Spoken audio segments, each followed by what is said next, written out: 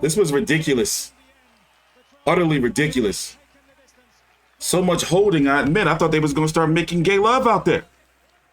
LGBTQ.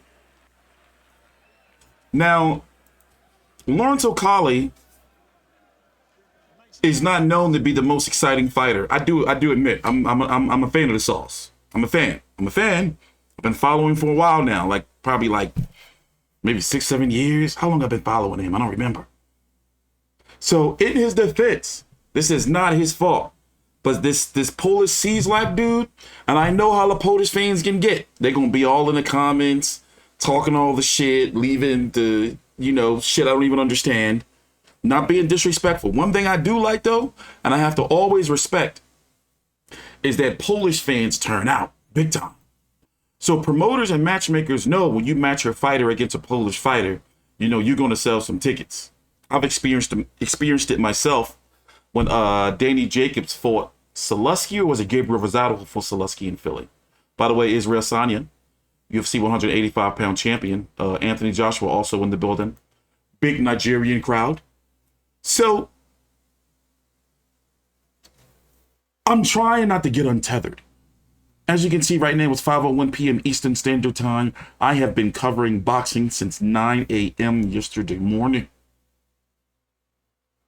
I went to sleep like rounds 5 or 6 of the Victor Postol, Gary Antoine Russell fight, and then woke up like another 7 hours to cover the card. Maybe 6 hours, I don't remember. And I've been here since like doing chores and shit, and I did wash my ass. And doing chores and shit, I've been watching this card. Fabio Wardley, Campbell Hatton, and Fowler at 160. I didn't see the last fight because I had to do laundry. The Galil Yafai fight. So it's not the sauce's fault. But one thing I would love to have seen him do is give this Cieslak guy a boxing lesson. Because he was engaging, and it's like, yo, man, listen, I don't want to see this guy anymore. I'm sorry, Polish fans. I know y'all gonna be mad. But, bro, he ain't do y'all no justice tonight, bros. Yeah, let me turn it up. Let's listen to the scorecards. Hopefully Okolie don't get his ass robbed. Go to the judges' scorecards, and here are the totals. Like the video, subscribe. 117, 110. Leszek Jankovic, 116, 111. And Bruce Kovacs has it 115, 112. All for your winner by unanimous decision. And still the undefeated WBO Cruiserweight Champion of the World, Lawrence "The Sauce" Okolie! Well, closer than many of us would have thought on one of the cards, but it's a victory nonetheless for Lawrence Okolie by unanimous decision. 18 fights unbeaten in his professional career, and still the WBO Cruiserweight Champion of the world. So before we listen to the post-fight interview, let's just break down the rankings really quickly.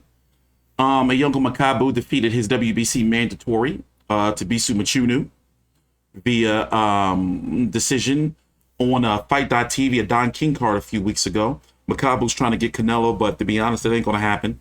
At least not in May or September, maybe in December, as Eddie Hearn mentioned that Canelo was looking for a 3-fight deal with the Zone after, if he beats Bivol May the 7th, if he beats Golovkin in September, so if Golovkin beats Murata, and then December it's going to be John Ryder in the UK or Makabu at cruiserweight. Arslan Goulamirian came down with COVID, from my understanding. Him and Riyad Mirhi, I don't know if I'm pronouncing his name right, are supposed to be fighting to unify those WBA titles. Miris Briedis was there tonight, being a whore for Jake Paul, dressing up as Mario. Let me tell you something. Miris Briedis was there for a reason. Because he has a mandatory against Australian Jai Opatai that was supposed to take place April the 6th, but Briedis came down with COVID. Briedis was there tonight. Not selling a potential fight with him versus Lawrence Okolie, if Lawrence Okolie won against Cieslak, which he did, but dressing up as fucking Mario. I shit you not. I'm going to pull up the clip for you. And whoring himself to get a Jake Paul fight. He did a rap music video. He got a tattoo on his leg. And he purchased, no bullshit, if I'm lying, I'm flying. He purchased 800,000 plus Instagram followers to raise his social media profile. You talk about whoring yourself out. Former World Boxing Super Series finalist. Of course, he lost to Usyk. Former World Boxing Super Series winner. And look at him, whoring himself out. Lawrence Okolie, the WBO champion. Politically, the cruiserweight division is open. There can be a undisputed champion. But right now, Briedis, despite whatever's going on with him, he is good. Dude is nice. And he still is the favorite to beat Okolie, to beat Goulamirian, even though I got to do some research and to definitely beat Makabu. But the fight to make is Briedis versus Okolie. But Briedis has got to beat his mandatory Jai Apatite. But when is that going to happen? The way things are looking, maybe not until May or June. Remember, it's February right now. So what's Lawrence Okolie going to do? By the way, Murat Gassiev, he's pretty much retired, you might as well say. Maybe we can get Okolie versus Dorkikos. You got Badu Jackals down at cruiserweight, but he's a Probellum fighter. We haven't seen Probellum in the zone and Matchroom work together yet. Richard Riakporhe, but do you really think that's going to happen? Isn't Richard Riakporhe over with the Boxer now? With Boxer and Ben Shalom over on Sky Sports? You know, Mike Perez has a fight coming up. I believe it's on the undercard of Marcos Maidana's fight that he's got coming up. Yes, he's in some exhibition or some shit. We're waiting for the post-fight interview from the Sauce. He has eventual plans to move up. Oh, here we are. Take your time out. Like the video. Subscribe. Let's turn it up. Listen in. When you're in against someone that's intent on making it as rough as that, how important is it to just get the job done by any means? No, it's a paramount. You know, I think that it's good to actually get that learning under my belt. He's a top competitor, and he pushed the pace, physically strong. So it's a good 12 rounds. Was there anything in there that surprised you? He was, I guess, rough and ready. He seemed harder to hit with the right hand than you're usually used to. I think it was the right hand. He was tucking under it very well. So I was trying to find the different angles to get it. But because he was big around the shoulders, it was hard to get it that way. And he was coming back with good left hooks, and he had a lot of grit. So to find the right shot, I think I was taking too long to try to find it when I could have worked a bit more. But it's easiest, said after the fight, by something I can work on going forward. You buzzed him in the first round, you dropped him in the fifth. Were you surprised how well he recovered from those right hands? Yeah, definitely. I think, I thought when I dropped him in the fifth that, okay, I'll close the show.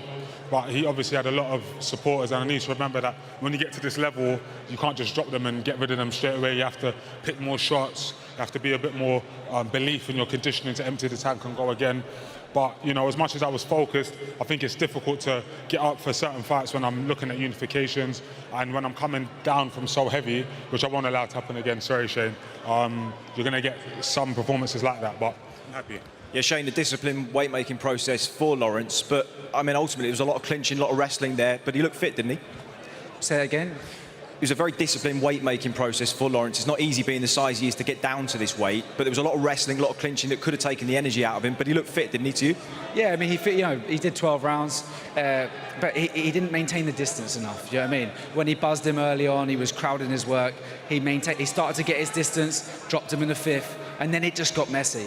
And that's, inactivity a little bit, he needs to be more active. Also, the fact that he went up so heavy, and these guys, they know how to survive and they know how to sort of push the fight late on, but he got the win.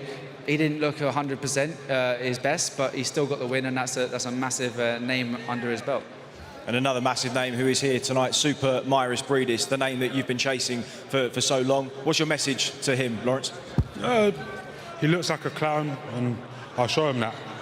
Eddie, that's the fight to be made. Briedis is up here on the ring apron with us. Briedis, to come to you first. Good performance. What the fuck? He still has it on!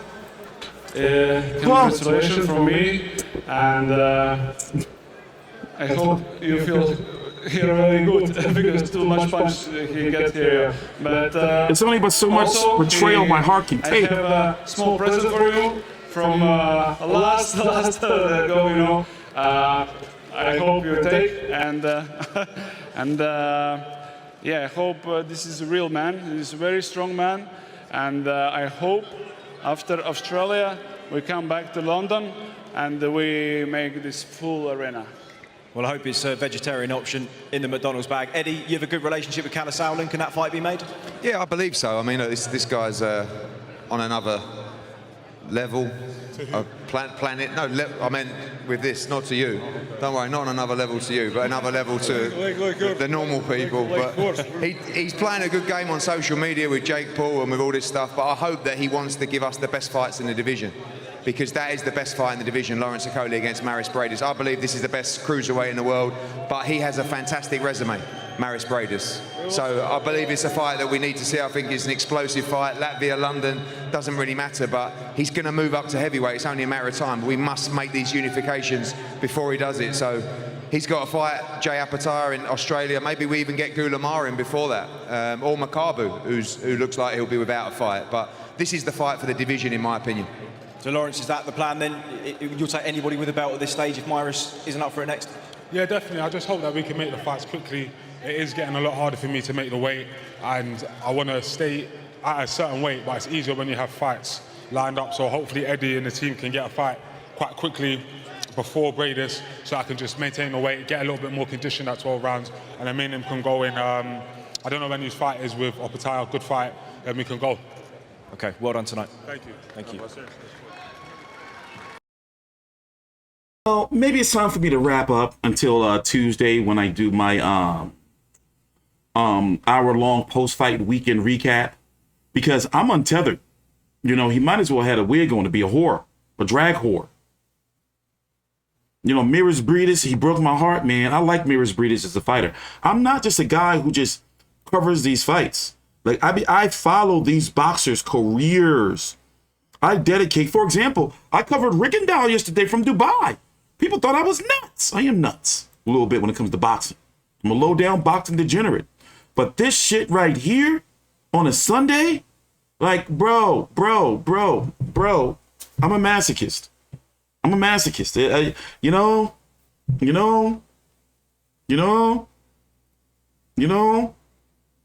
like, what am I doing to myself? I'm sorry, Sauce. Oh, and by the way, the McDonald's bag, Lawrence Okolie used to be fat like me, and he used to work at McDonald's. But he was young and fat. I was young and small, but I'm old and fat and bald now. So, you know, baldness is a disease. Oh, and he's a rapper now, too. You know, he's got some pretty hot baller tracks. I'm out of here, man. On T-Street Controversy with 5v360. Take your time out, like the video, subscribe. You know, I'm disappointed. I'm disappointed.